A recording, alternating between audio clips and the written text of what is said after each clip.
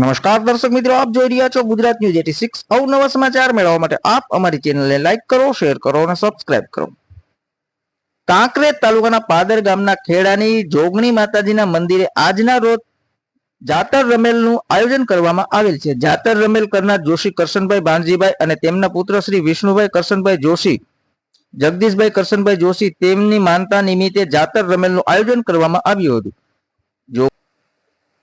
જોગણી માતાજીના ભુવાજી શ્રી ચોરાજી ચોગેચા પાદર, બાબુભાઈ દેસાઈ, જગમલભાઈ ચૌધરી, સેદાભાઈ લુદરિયા, સનાભાઈ દેસાઈ, અબુભાઈ દેસાઈ, કનુભાઈ દેસાઈ અને ગામમાંથી પધારેલા ભુવાજીઓ બહુ સુંદર સન્માન કરવામાં આવ્યું હતું।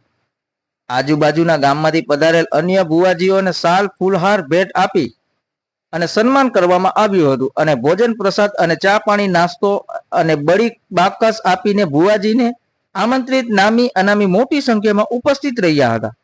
ભુવાજીઓ ધોણીને આ માંડવે ખમાને મજા, પાદર ગામવાસીઓને સૌને સારું, સર્વ ગ્રામજનોને ખૂબ ખૂબ ખમા અને મજા એવું માળી બોલી રહી છે। ધન્યવાદ। અહેવાલ ઓમપુરી ગોસ્વામી, બનાસકાંઠા।